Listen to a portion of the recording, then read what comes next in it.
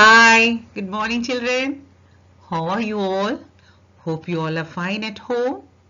Today I'm here with another story about a rat and a person. You have to find out who is it, and this is happening in a town called Hamelin in Germany. Okay? Listen. Oh, don't be afraid of my pet rats, Verhand and Case. They do not bite. They wish to hear a story, just as you do. Do you know the German word for rats? It is Ratten. The people of Hamelin town in Germany know this word very well. You see, once Hamelin had a problem. Rats were everywhere, and the people wanted to get rid of all the rats in the town. Imagine a house, just one house, filled with furry rats. Rats are on the ceiling, on the stairs, and on the dinner table. A frightened woman stands on a chair. She screams and swings her soup ladle to keep rats out of her hair. In Hamelin, every house looked exactly this way. Every shop, even the candy store, was filled with greedy rats. With sharp teeth, they ate everything in sight. "Rotten! Rotten!" cried the butcher. "The rats have eaten all my hams." "Rotten!" shrieked the mother. "They are carrying away my son." The highlighted word here is ladle. Ladle means a large, long-handled spoon with a cup-shaped bowl. The carpenter built large rat traps, but the rats were too smart to be caught. They snapped the trap shut with a whip of the tail and gobbled all the cheese.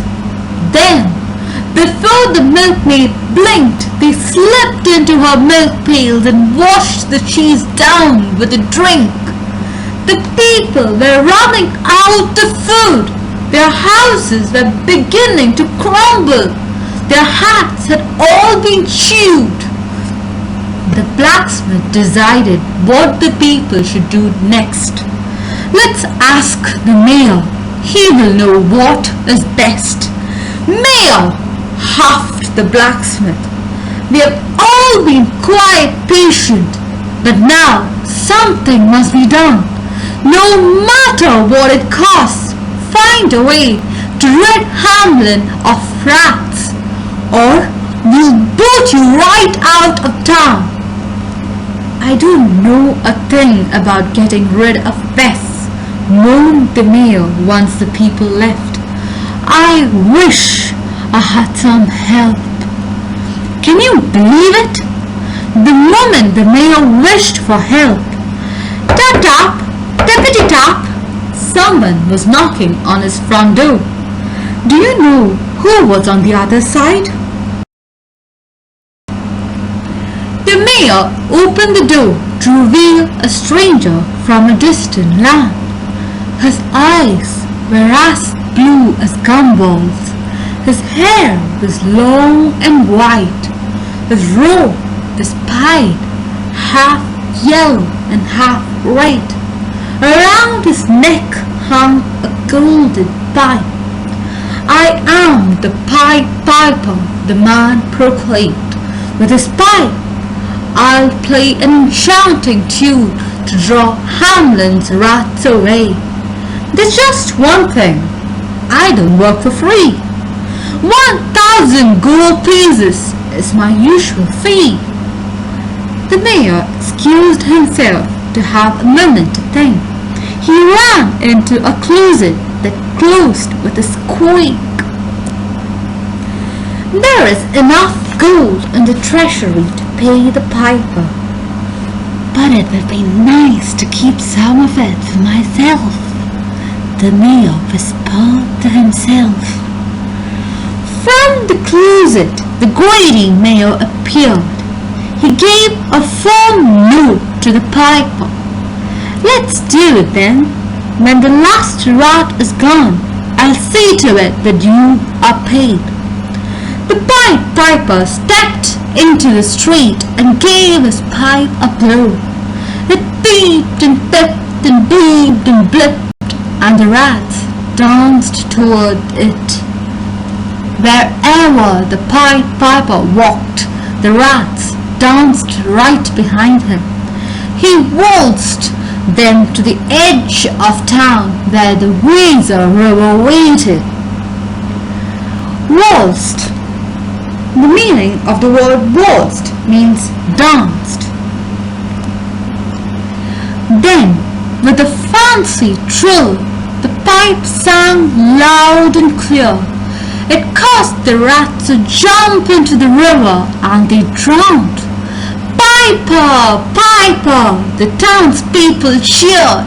He came and played his little pipe and the rats disappeared. "Good people," the piper responded. "Thank you for praising my work.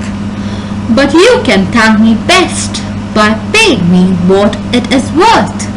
1,000 gold pieces is what your mayor promised me. Now that you have your town back, this price should seem small." 1,000 gold pieces? The blacksmith balked. "You must be joking. You hardly played one song. You only danced about." "Yeah," the people shouted with meanness in their eyes. "You only danced about." Then the mayor came forward. "I promised you'd be paid, and I stick to my word.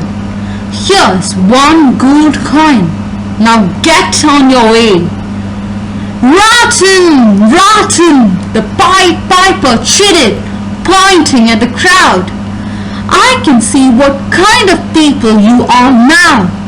Since you will not pay me, I shall play another song for you on my way out of town." "Go ahead, Mr. Piper," shouted the baker's wife. "Play any tune you like. We know that all the rats are dead. They won't be coming back." Without a twitch of anger, the piper lifted the pipe to his lips. It tweetled and deedled and toodled until something in the town rumbled. The highlighted word here is balked. Balked means to hesitate. Boom! From every corner of every house, children came running to the piper. They jiggled and laughed, skipped and bounced. Some ran right out of their diapers. The piper waltzed them to a mountainside.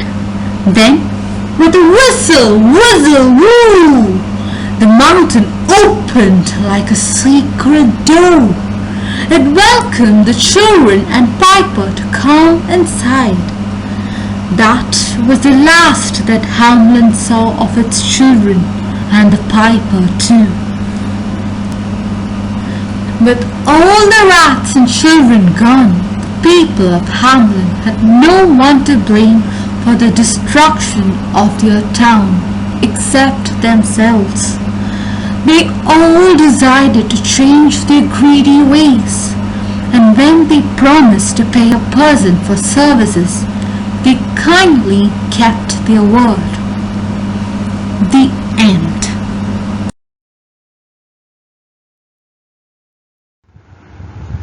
Hello! How was the story? Did you enjoy it? Now, it's a question for you. What is the German word for rats? Give the answer to me, okay? Now, are you all safe at home? Eating healthy? Stay safe. Bye.